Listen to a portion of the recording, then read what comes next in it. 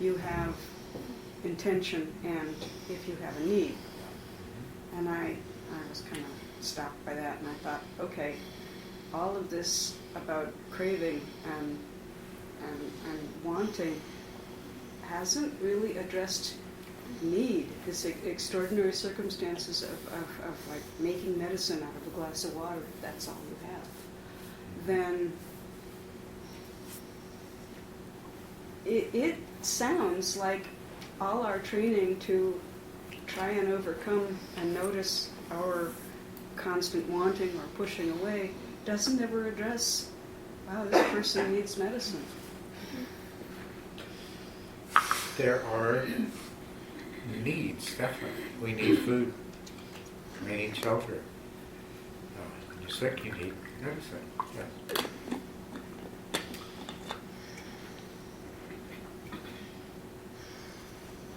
What have we said that seems problematic in regard to that? There isn't much more to say than, yeah, that's a problem. Yeah, yes. There are needs. And the thing is, too, that what we don't need is suffering. Okay?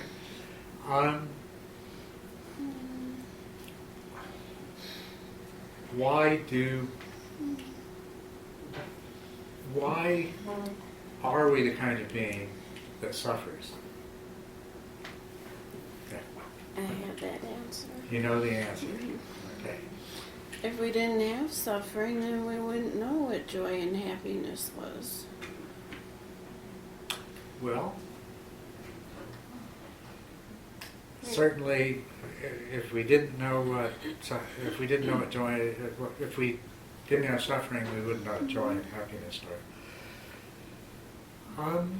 It's like if we didn't have the left hand, we wouldn't know what the right hand was. Yes, I that's true. mean, if everything's on a continuum like that, we... Well, I was thinking something at a little more basic level. But, yeah, did you? Yeah, go ahead. I think of suffering as the pathway or the tool that one may use to learn about reality or to find what is so, because it is at the center of that we find the bodhicitta, the compassion, and that's how I feel suffering now. Yeah.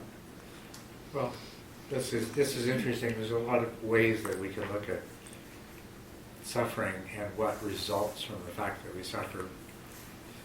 But what I was wanting to get at was that suffering makes us want to do something. It motivates us to make some change. And that's an important thing. Many beings really need suffering because that purpose needs to be performed. If they weren't uncomfortable, they wouldn't make the change that's necessary. Okay? Well, this is why we have craving. If an animal didn't become hungry, it wouldn't eat. If we didn't crave sex, we wouldn't reproduce. If we weren't averse to pain, then we would be injured and suffer and die more easily. If poisonous things didn't taste bad, we would eat them and die from it. And the way that we're constructed,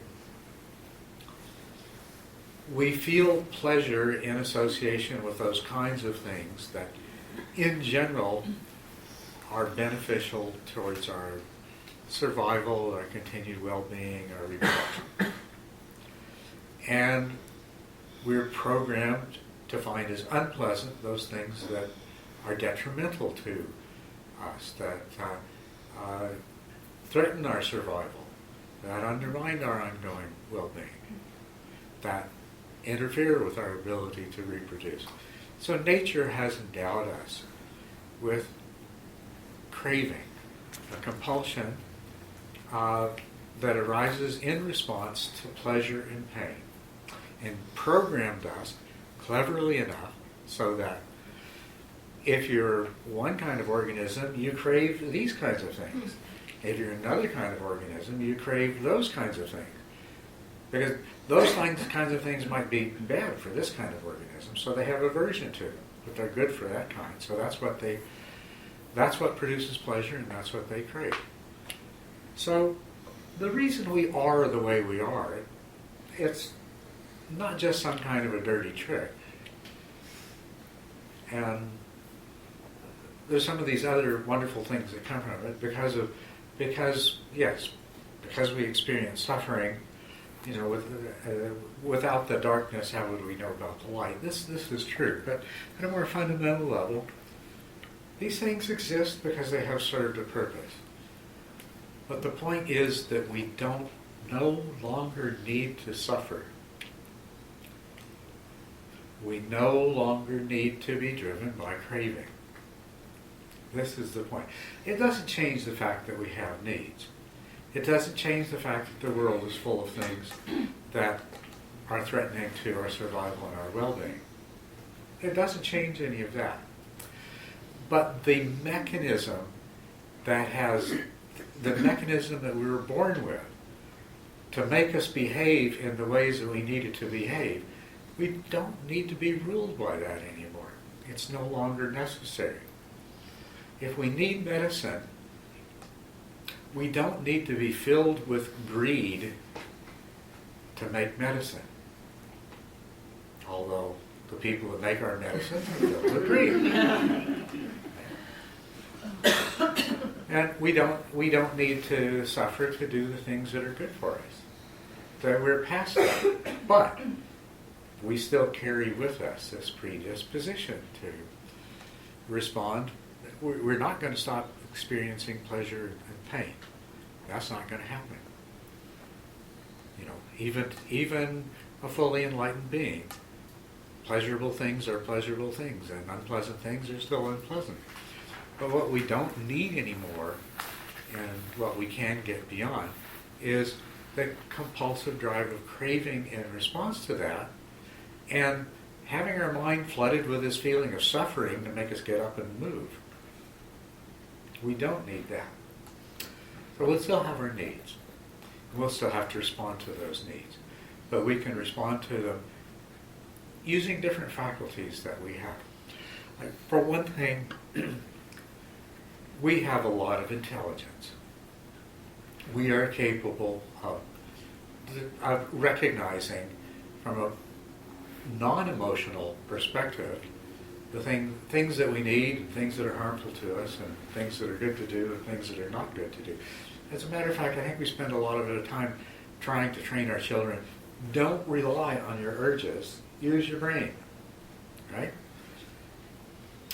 Because, for a deer in the forest, urges work really well. And the deer in the forest doesn't have enough of a brain to do everything it needs to do on the basis of observation and projection of consequences and so forth. But we do. So that's an important difference. We have intelligence. The other thing is we have involved an incredibly high degree of cooperation, interaction, socialization. We still feel like we're the lone wolf. And we live like we're the lone wolf. But we're not. That was a long, long time ago. We are a part of a social group. We're part of a family. We're part of many different social groups. And we're pretty much inseparable from that.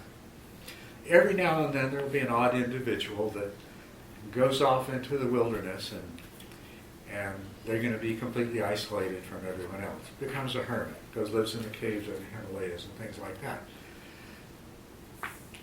Well, one of the reasons for going to live in a cave in the Himalayas is to discover your true nature. And one of the things that you would discover in a cave in the Himalayas is that you aren't the imaginary lone wolf that you think you are. That you're part and parcel of everything, that you're interconnected, that there really is no separation. The reason that some people find a frontier and go off is because they don't get along very well with other people, and they have a problem fitting in with society. They're misfits. And it's unfortunate, but in our evolution, we've been progressively, those kinds of, that part of our gene pool that produces that kind of individual has been like 99.99% eliminated. Every now and then there's one like that. And most of the time they end up in trouble. And they don't manage to escape from society. Instead they end up living in a prison cell somewhere, if they're not executed. But the rest of us, we're part of a whole. We're social beings. We're all interconnected. And it makes us so much more powerful. Instinctive drives serve a really good purpose when an organism is functioning largely individualistically. But to the more that we become part of interdependent social groups, then the less well that kind of thing works. And that's exactly what we're finding. Here we are enormously socialized. We have all this power that comes from our cooperativity. I mean, just consider for a moment, any of the things that you have,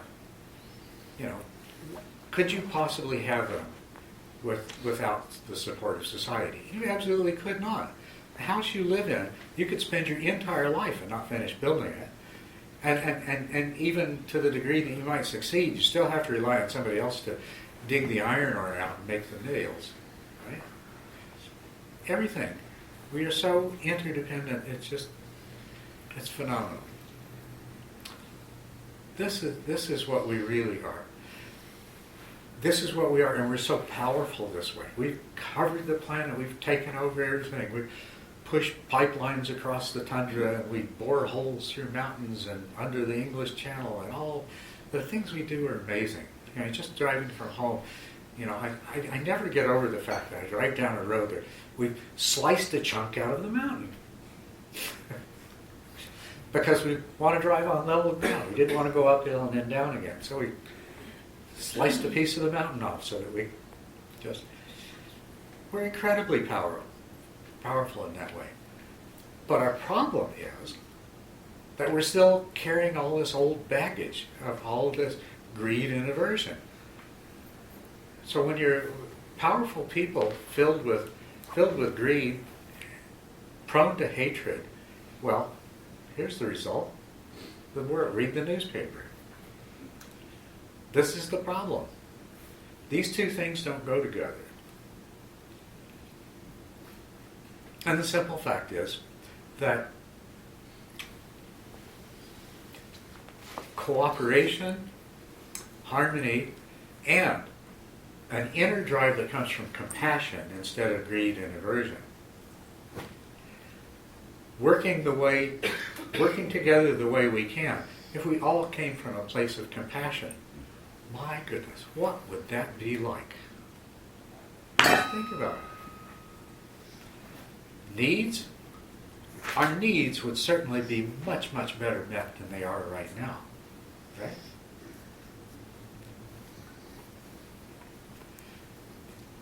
So, we don't need suffering. We don't need craving. That's why we can consider the possibility of letting them go. We have smart brains, and we've learned to function together. And we've learned that functioning together we're enormously more effective and powerful than Superman, than any of the people in the Wonder comics with all the different superpowers. We've already got more than all of that. But what we need to get rid of is these vestiges of the past that are creating some problems. Okay? So, and that's what we're working on. That's the gift that we have, that all of our modern Bodhidharmas have brought us. Buddha figured this out 2,500 years ago. And it's arrived just in the nick of time, we hope. We hope. It would have been nice if it had been a little sooner. It would be a little more relaxed and not so intense. But we've got it now, and so let's learn to work with it. So that is the point. It is this is basically what the third noble truth is about. It is possible to completely overcome this compulsion, craving, to free ourselves of it. If we do, our mind will no longer keep flooding itself with feelings of misery to make us get up and do something. We'll still be able to get up and do something. But if we can get rid of the craving, then this little mechanism in our mind won't always be making us feel bad so that we'll do something. And if we can get rid of it, we won't be creating so much unnecessary pain and suffering in the world. There will still be pain.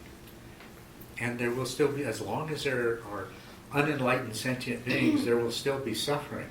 But we won't need to make any more than is already going to be there as a result of the fact that the world is the way it is and we are the way we are. So, I think that's pretty good. Worth going after. That brings us back to something we talked about earlier. Is this real? Is this realistic? Is this imaginary? No wonder some people say 10,000 lifetimes. It's hard to imagine, isn't it? It is. I know. It is hard to imagine. It's a nice idea. Wow. Imagine there's no craving.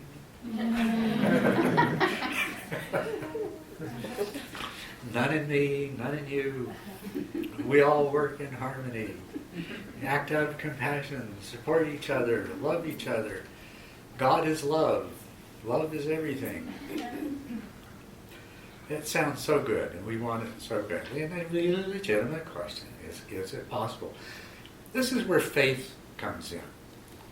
Not the kind of faith of having to believe in things because they're handed down on stone tablets or anything like that.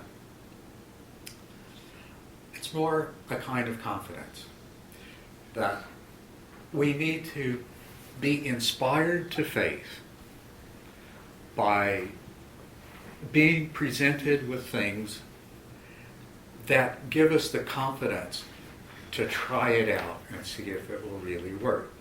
It is not an easy path. It doesn't happen really quickly. It takes determination. It takes perseverance.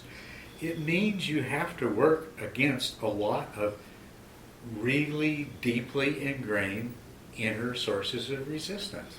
It's not an easy path. That's why you have to have some faith. You have to have some confidence. You have to believe that it works. And it's a good thing that people take up meditation and they meditate and their lives get better. Because this is one of the ways that faith becomes instilled in us. It's enough to make us say, well, if what they said about meditation is true, I wonder if some of the other stuff is true too. Maybe it is. And when I started to meditate, it wasn't easy. And at first it didn't seem like I was going to get really, it didn't really seem like it was going to be worthwhile. Anybody have that feeling? Mm-hmm. Uh-huh. That there was a certain amount of skepticism, doubt, but you were fortunate enough that there were some factors that inspired enough faith and confidence in you that you kept it up, and then you started recognizing the fruits of it, and then it became easier on its own, but also the fact that it was making important changes for you made it easier too. The same thing is going to be true of the rest of this. So, is it possible to become a being who's completely free from all craving, and therefore free from suffering, and therefore is in their in their activities in life are not going to be creating a lot of unnecessary pain and suffering for other beings, and in fact might be doing things to help relieve the pain and suffering of other beings. One of the most important things of which, initially especially, is going to be to try to instill the same kind of confidence and faith in other people that they will take up the same practice. If you became a being free from craving and filled with compassion, you could go out and help people move their furniture, feed people, homeless people on the street and things like that. But more effectively is you might go out and try to encourage another person or another 10 people or another 100 people to undertake this path and to get to the place that you are. So at least in the short term, that's going to be one of the most powerful things that you can do out of the compassion that you develop. But you've got to get that yourself. And if you've got it yourself, you're going to be much more inspiring to other people. Right? Yeah. Mm-hmm. So, why should you believe me that this is possible? Anything I can do to convince you? Can I ask a question? Yes. Your remarks make me ask myself the question, is he talking about fighting evolution or is he cooperating with evolution? And I concluded that you are cooperating. Mm-hmm. And that leads me to the second question that comes to mind. How do we keep from being wiped out because we're not good at self-defense? Because we're not good at Self-defense. Why would we not be good at self-defense? Because I haven't heard you say anything about the things that cause people to defend themselves. For example, anger at 9/11. Well, okay, that is a deep and complicated issue, and it's really not a good time to get in it, but I can address it to a certain degree. 9/11 happened, and we responded by going out and doing things to make a whole lot more people even more angry at us than they already were. Does that make sense in terms of self-defense? No, but doing nothing makes no sense to me either. Doing nothing makes no sense either. I agree with that. Doing nothing doesn't make a lot of sense either. There are better alternatives, though, than either doing nothing or doing what we did, going out and making even more people hate us even more than they already did. I agree, but what would that be? Well, that's where it gets to be a deep and complex question, is what would we do instead? But can't we imagine that there are better things that we could have done that, I don't know the answers. We're not going to solve the world's problems as we sit here this afternoon. But there's a lot of really intelligent people in this country. We have incredible resources at our disposal.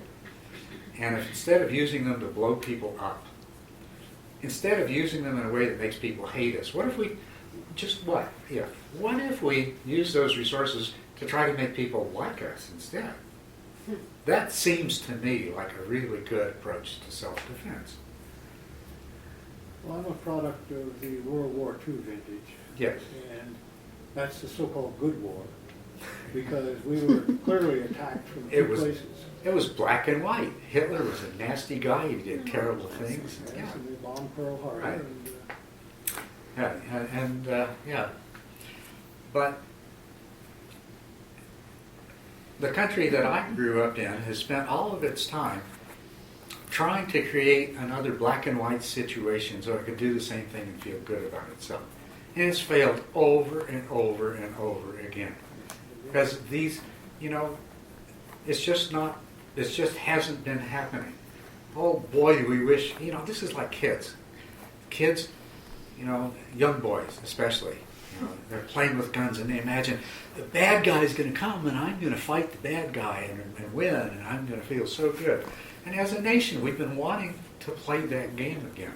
We've been wanting another Hitler so that we could overcome the bad guy and we could feel really good about ourselves.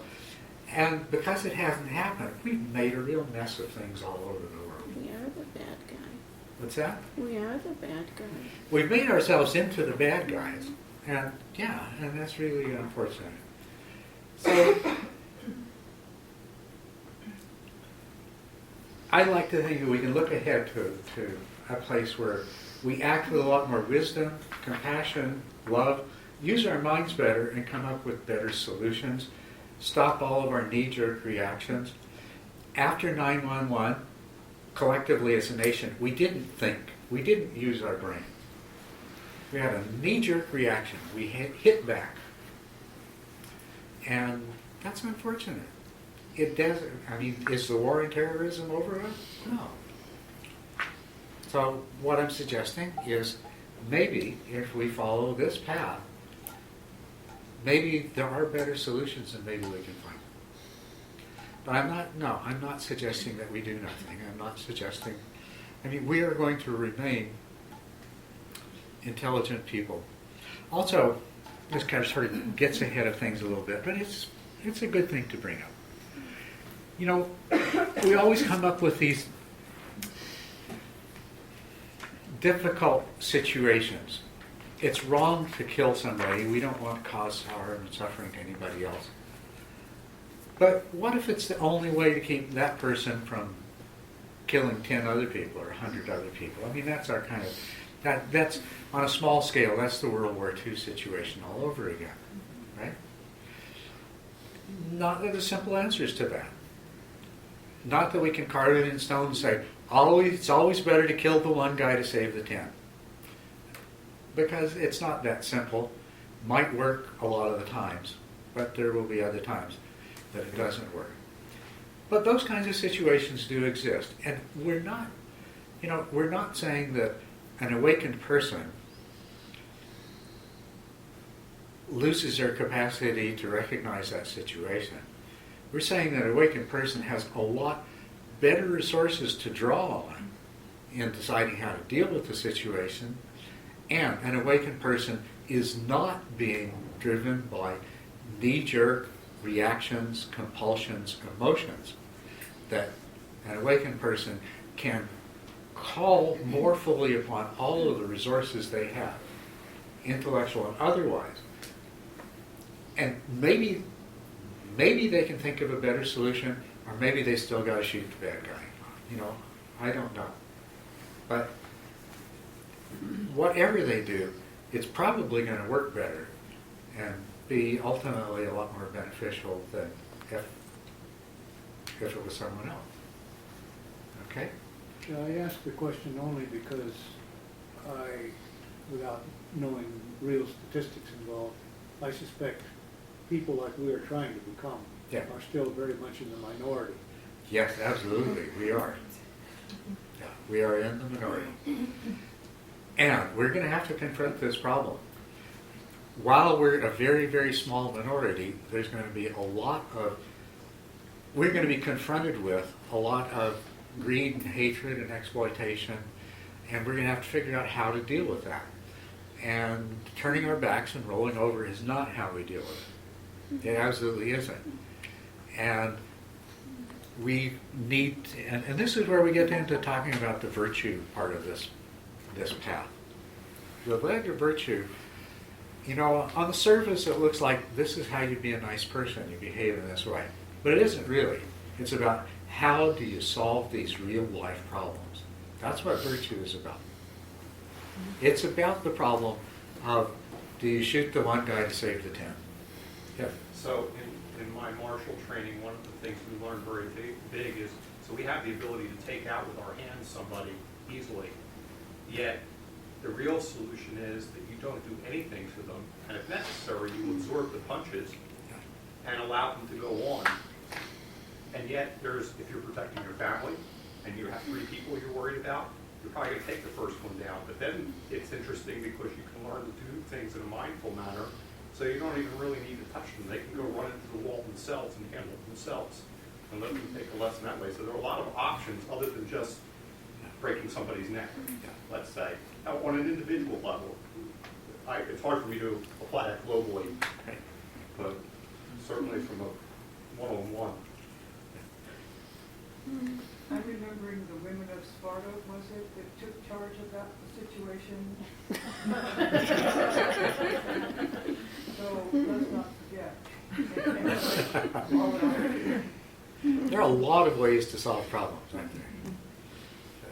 This may be very simple, and I think there is a movement now, with the children and the teaching, because I see, more people trying to get the Dharma into the schools, and the parents are transferring all this information to the children, and not that I like to be around children, but that's what gives me hope, is that we're teaching them and they're going to.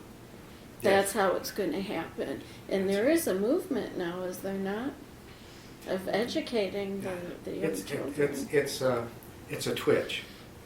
A twitch that will become a movement, we hope. A while back, I heard a rumor that the countries up in, Sweden, Norway, Finland, one in there, decided, that's it, we're done, we're not going to hit kids anymore. It's going to be illegal. You spank your kid, you're going to jail. And a lot of Americans and some Europeans were like, what? How are you going to communicate with them? And they asked a bunch of parents who were living under this law when it was still fresh, how do you do this? How are you going to raise your child without hitting them? And I loved this answer. This woman said, well, you get very creative. And that's where she left it. And it just left this explosion of, uh-oh. And that's where we later come up with stuff like, oh, well, you're grounded till you're 21. What does that really mean? You're not hitting them, but you're putting other motivations before them. Yes, there are a lot of different ways to solve problems. And a lot of them better than what we've usually been using. Yeah. It's kind of a side, but I do think if you hit children, you're going to raise children that hit other people. And then your children are going to have a problem until they realize that that's not tolerated and accepted. And if they don't realize that's not tolerated and accepted, then they're going to go through life with a lot of problems. A lot of problems. Is tolerated and accepted is the problem. Yeah, whether it's tolerated and accepted is the problem. But okay, so what can I do to convince you that this is possible? Yeah. I have a question about coming back to the craving. So take the hypothetical piece of chocolate cake, and you're debating, eat it, not eat it. So, how would you know and how would you feel if you were eating it out of craving versus just having a piece of chocolate cake? No big deal. What would be the difference in that experience? Well, the question is, if you're eating a piece of chocolate cake, how do you know whether you're eating it out of craving or you're just eating it because eating hot chocolate cake is a good thing to do under this present set of circumstances? Because it was there. And Or substitute chocolate. what did you say? No, because it was there. Because it was there, and because you're hungry would be a very good reason, and it doesn't necessarily have to mean that there's any craving there. Because, an awakened person is going to continue to eat, and if you offer them cat food or chocolate cake, they're most likely going to choose the chocolate cake, unless there was some really good reason, like somebody else really wanted the chocolate cake and there were no more cats.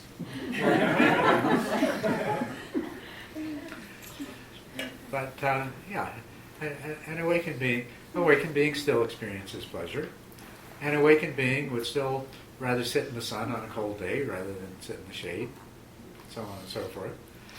To a certain extent, this is coming from the fact that they have as much respect for the mind and body that they are as they would any other mind and body out there.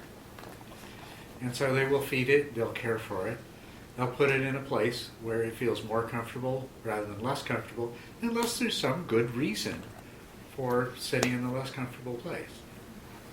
So it's possible to do all these things. Now, how would you personally know?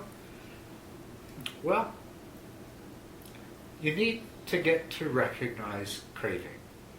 And craving, it's that quality that's going to make you eat the chocolate cake even if you know you shouldn't. That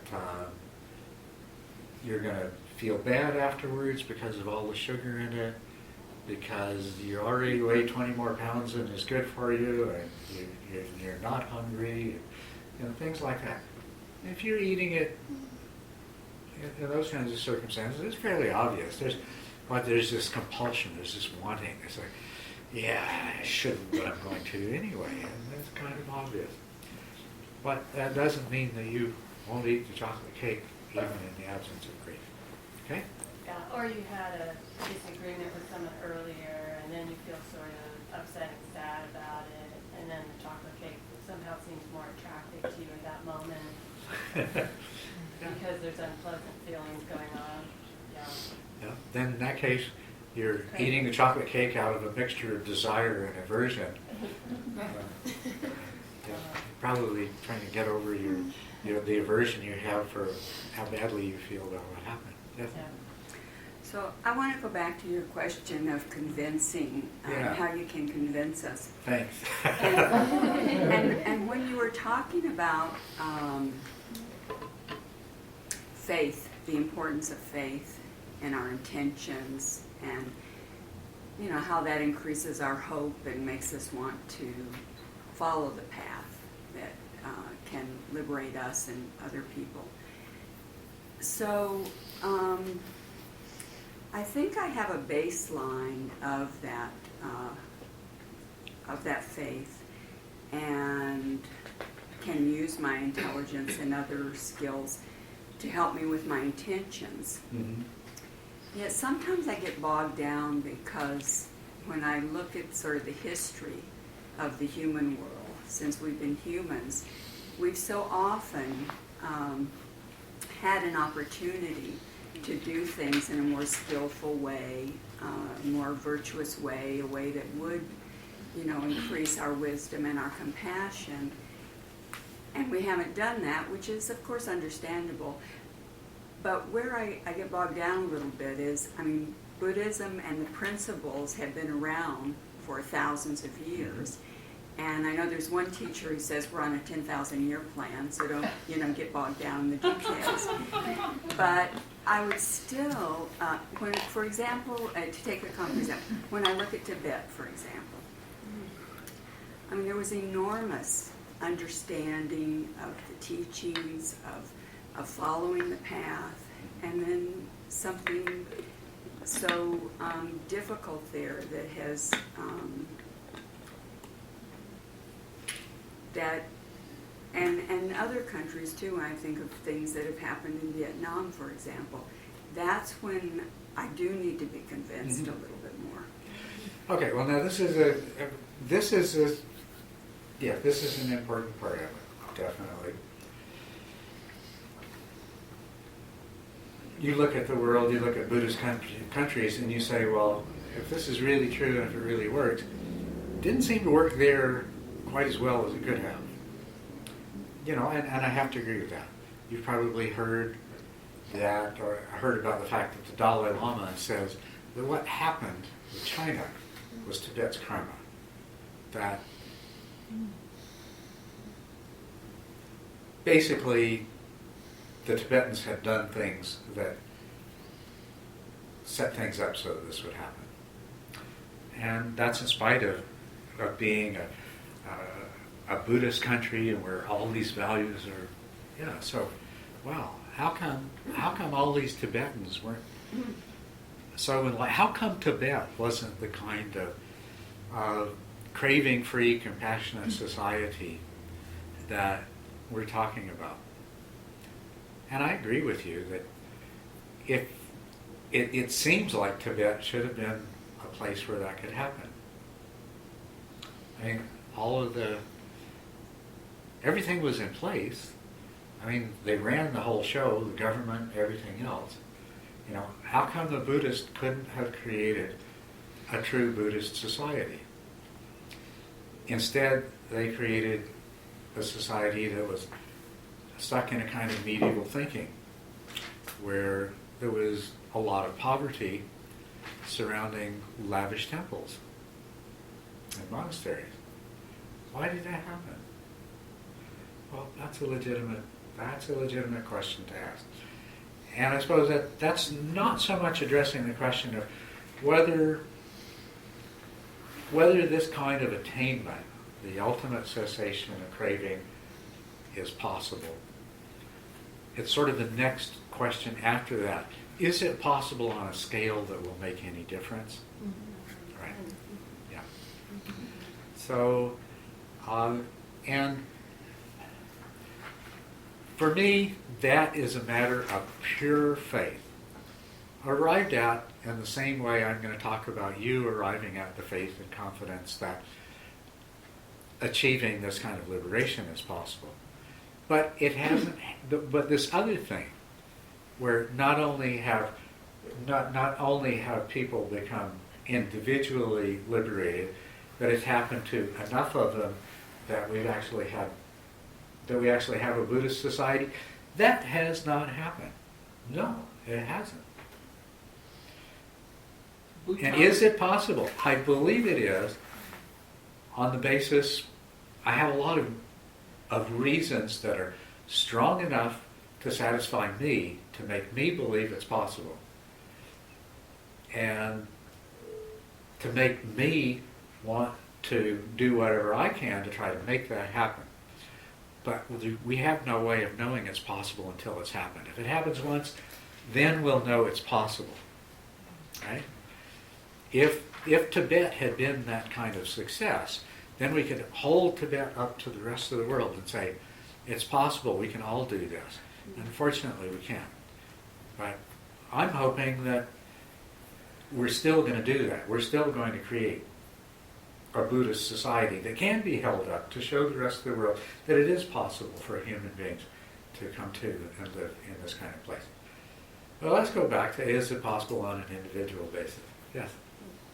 One thing I struggle with sometimes is that I've heard a lot of Dharma teachers say, well, I'm not fully enlightened. And they've been practicing 20, 30, 40 years, Yeah. pretty diligently, you would assume. And so I wonder, if these people aren't achieving full enlightenment, who is? Right. Okay. This is getting into it here. This is one of the I like this. We're raising all the good questions. We're not pussyfooting around them and pretending and being nice about it. No, this is serious obstacles that stand in the way of being convinced. And until you're really convinced, you're not going to be able to embrace this path the way that I want you to. You had something to ask, Barbara.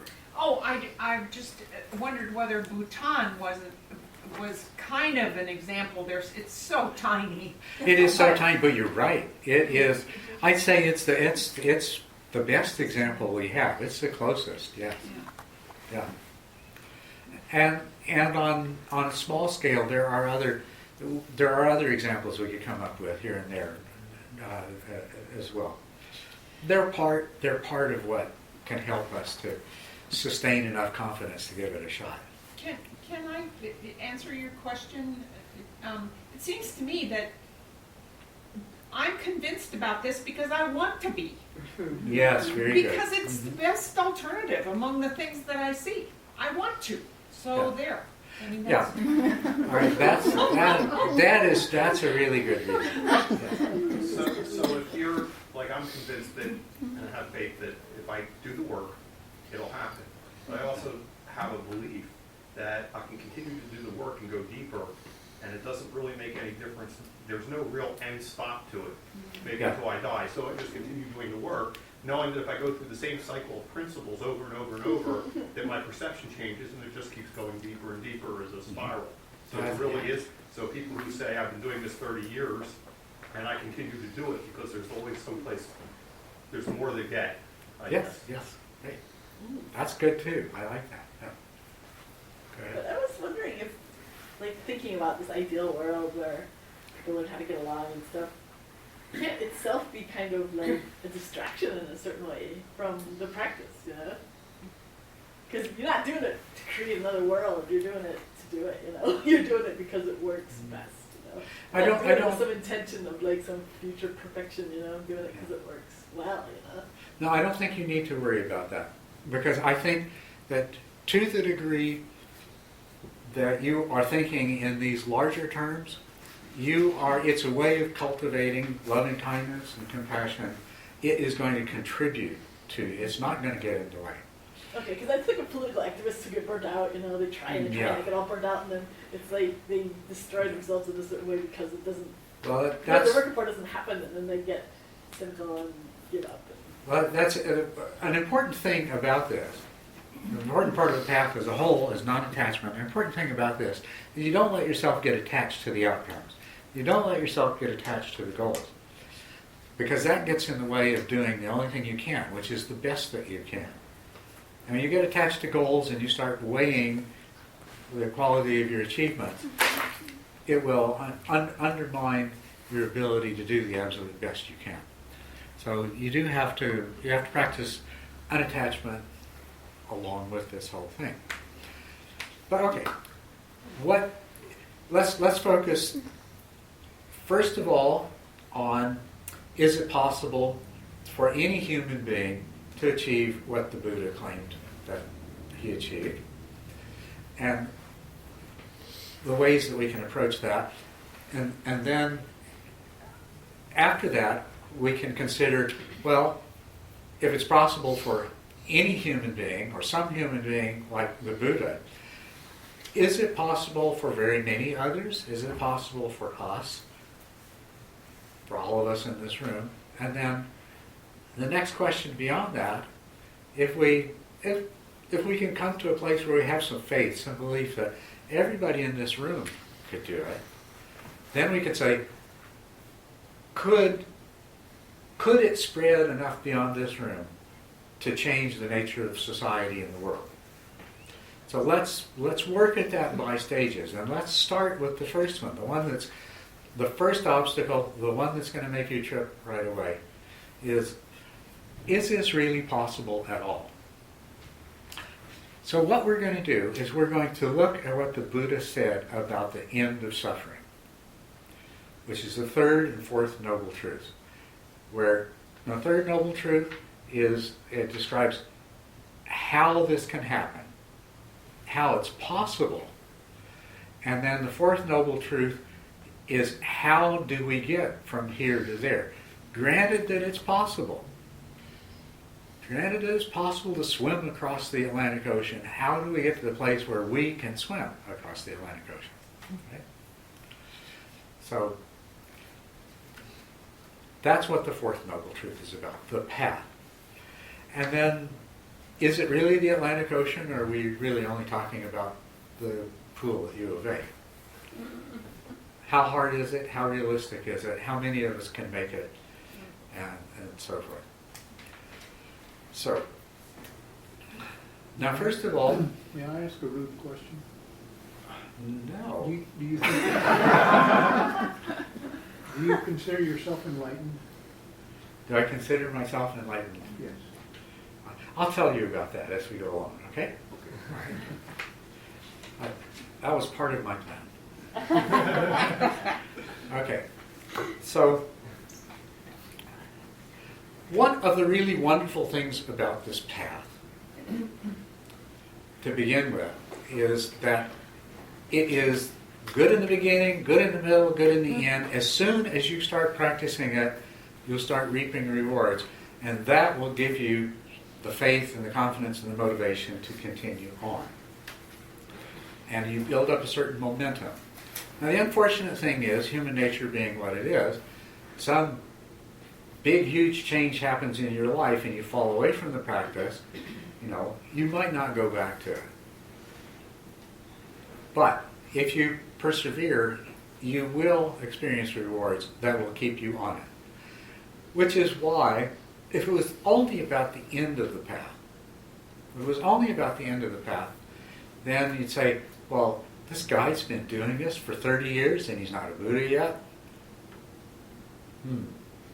But it's not about the end of the path. It's, as you said, it just keeps getting better. And then the question comes, well, if there is, does it matter whether it's the end or not? Or maybe it's better there's not. As long as it keeps getting better, it can just keep getting better forever. So we don't care. So what we want to do is we want to look at this and we want to see what we're going to talk about is really right view. The only reason anybody ever undertakes the path is that they have established right view or right understanding, which is that they can see that yes, it's conceivable that this can be achieved. And of course, you do need some reinforcement in the sense you need to see some people for whom it's worked. They don't have to be arhats, they don't have to be Buddhas, but you need to see some people who are significantly along the way and close to that. That's going to reaffirm your confidence a whole lot, right? And then you've got to become one of those so that you can do the same for other people. Okay? So I think it's the time to start getting into it. What does it mean? Now, the end of the path is the total, complete, forever cessation of every kind of craving and every kind of suffering. But there are stages of awakening. There's stages at which you can be enlightened before you've reached that. Okay? But let's get a little snapshot of the supposed end of the path, whether there's really an end or not. But supposedly what it looks like is there is absolutely no more craving. It's completely been completely eliminated from your mind stream. You have no more personal suffering. The only reason that that's happened is because you have attained perfect wisdom. And with that wisdom comes compassion. So that's the end of the path. It does sound pretty good. And what's involved, the steps are pretty simple. You need to eliminate craving. To eliminate craving, you need to know why craving is there. Craving comes from delusion. So if you want to eliminate craving completely, you have to eliminate the delusion that it's based on. Right? Eliminate delusion, overcome ignorance, and then you can get rid of craving. Overcoming delusion and attaining wisdom are actually one and the same thing. Delusion is believing things are a way that they really aren't. Wisdom is seeing things the way they really are. So, overcoming delusion and wisdom, one and the same thing, no difference, right? Yeah. Do you mind if I ask a question? If it's directly relevant to what I'm saying right now, yeah. I think it is a little bit, because I was thinking about the chocolate cake thing, and somebody's saying that if you eat the chocolate cake because you're angry, sort of implying that might not be a good thing, but it seems like if you have the wisdom, you might realize, well, the chocolate cake activates the pleasure part of my brain, and it actually decreases the anger part of my brain. So if I concentrate on that and enjoy it, I might be able to take a couple bites, and it might actually be a good thing to do. Well, rather than applying this kind of law, well, that's bad to do that, it's more of a discernment of what is actually happening and what makes sense to do. Okay, this is not about wisdom. That's about skillful means. That's about skillful means. We'll come to that. But so really, I'm trying to define the problem so we can start talking about the solution over here. The problem is the delusion we experience. The solution is to gain the wisdom that dispels the delusion, and that will eliminate the craving. Okay? So really everything that the fourth truth is about is what are the things that you can do that will dispel the illusion and bring you to a place of wisdom. Because once you have the wisdom, the nature of the wisdom is such that compassion comes automatically, and the nature of the wisdom is such that the suffering ends. So it comes down to seeing through the delusion. What is the delusion? Right. So this is really what the third truth is about.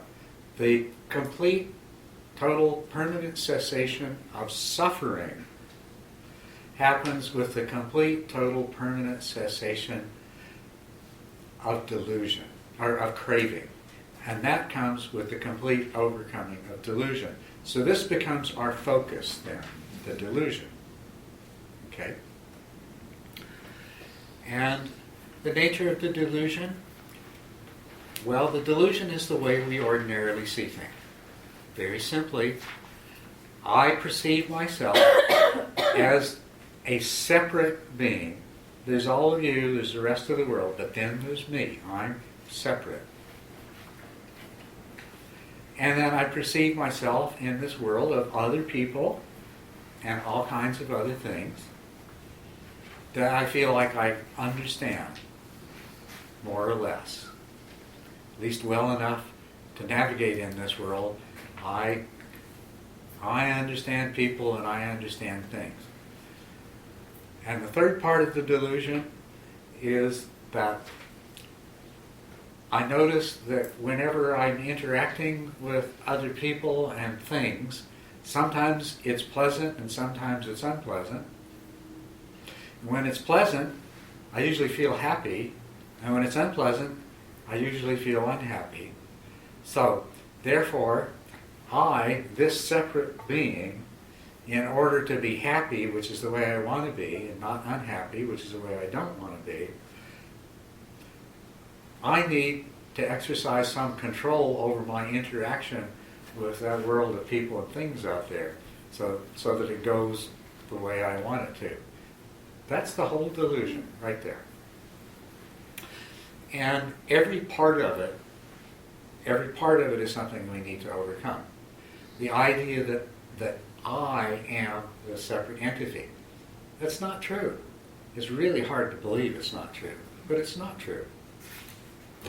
And we're so attached to the idea that as soon as we begin to suspect it's not true, we start to feel afraid and miserable and lost. Which makes it hard to get to the other side where the wisdom lies, which is knowing with absolute certainty that I am not this separate being that I feel like I am. Then I also, another part of the illusion is that I live in a world of other self-existent beings. All of you people are self-existent the same way I am. And I know what it's like for me, so I know you're doing the same thing that I am. You're trying to make things turn out the way you want. And hey, there's only so much good things going around. So that means sooner or later we're going to bump heads. Right? And this world is full of things. And the things and the pleasure they give me are what makes me happy. And so I'm kind of locked in. I have no choice. I've got to figure out the things that are good for me and the things that aren't. Now I've got to compete with the rest of you to get my things. And that's not true either. So it's not true that you are a separate self. It's not true that the world is made up of a bunch of other separate things the way they appear to you and that your understanding of the world is accurate. Because your understanding of the world isn't accurate. And it's absolutely not true that the answer to your happiness comes from successfully negotiating you getting the things that you want and not getting the things that you don't want. That's the illusion. Yep. So I just wanted to ask you, if we took that, Yeah. so I think of it in the other frame, and you say, I'm not a separate being. Let's start with that one. Yeah. Turn that into the positive. Tell me what it is I am. All right. This is the part where it gets challenging. Can you repeat your question? Yes. If I'm not a separate being, what am I? Because the reason that we see the world the way we do, it's the way our mind works. Our mind constructs a self, and it constructs a world of individual objects. And this is absolutely the hardest part of the whole process. This is the cause of the delusion, is because our mind doesn't know any other way to look at things. And it's the problem we're going to run into when we're trying to solve the riddle intellectually. And if I try to explain it to you, or you try to understand it based on my words, is at some level your mind's going to keep on doing what it's always done. And no matter how many different ways I might explain to you that you aren't the separate self you think you are, your mind is going to try to devise some way that sounds like it agrees with that, but it's still got a separate thing, separate selfness to hold on to. And we find this in Buddhism. We find people talking about individual mind streams. We have people talking about the continuum of becoming. We have people talking about the alaya consciousness. Buddhism is full of attempts by brilliant people with absolutely fabulous minds, whose minds keep doing exactly the same thing, trying to find a way, on one hand, to look like, yeah, got you, Buddha, no self. Really, I'm this mind stream over here. Right? It's not. I can't give you a simple answer, because it's not going to work. You wouldn't hear it if I tried. It would sound. It would sound. You'd feel like you got it, but it sound like something else. Try it. We'll get it. We'll inevitably. Convince me. Inevitably, we will have to. As a part of this, it's a question of pointing the way. But what I'm telling you is, I'll point the way, and you'll actually see where I'm pointing. But then your mind will try to take things back to the way they were. It's a little bit like, if I move a little bit for sphere, and we talk about the table exists and it's solid, but it isn't really, because it's only 95% of the table space. So actually, much more than 95%. Okay, yeah. so whatever, 99.9% is space. Yet I see it as a solid thing. That's so right. that's obviously an illusion that it's solid, whatever that means. Yeah. I know I can sit on it and I don't fall in the chair. Yeah, actually, that is a very good example. Yeah, and we think it's a solid thing because we don't fall through it. Right. Not because it is solid, but because we don't fall through it. But, yeah. You had said that, no, we're not separate, but seeing this creates fear and loss. Perhaps an approach to being able to see it is to go back to explaining how the loss of a self that was never there in the first place creates fear and loss. How I'm still trying to grab onto how are we not separate. Okay, well, we're trying to go through this systematically. That's the end of the path, right? So, in the course of that, we're going to be talking about this. The rest of the weekend is going to come up over and over again for these things, and it's going to keep coming up in the weeks and months that follow. It is part of the practice. It's part of the study and the practice. So it's not something that's going to be over with in short order. But we don't need to jump ahead and try to work on these basically problems that are not going. We're not going to be able to make much progress on yet. We're going to be able to make much better progress on these problems after we sort of get the whole picture together, okay, and we see the steps that are involved. It is a realization. Not self is a profound realization. Okay? And all that you're going to be able to do intellectually is to come up with some insights of a purely intellectual nature that help point the way to that serve to reinforce your confidence that indeed doing the things that are necessary in order to have that realization do make sense. That's where we're going to go with it. Okay. Okay. So there is this illusion, and the answer is to get through it. It's not an all or none thing. It happens by stages. And it's important to understand the stages by which it happens. The self that we're talking about has two aspects to it. One is this feeling, this sense, this inescapable sense of I am. And I am means I am separate. I am this, I am not that. And that's a feeling.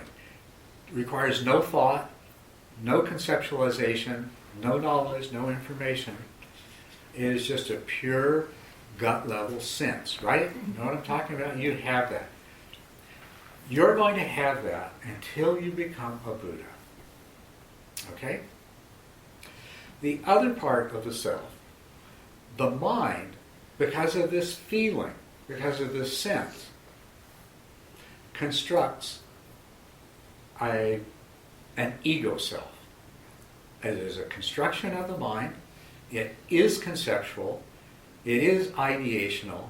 It's built up out of a lot of different pieces. And it's the person that you think you are. Not the separate self that you feel you are, but the person you think you are. It's this ego self. And that's our first target. The first stage of enlightenment is when you can see clearly, when that ego self becomes transparent, so you see it for exactly what it is, something manufactured by your mind. It doesn't go away.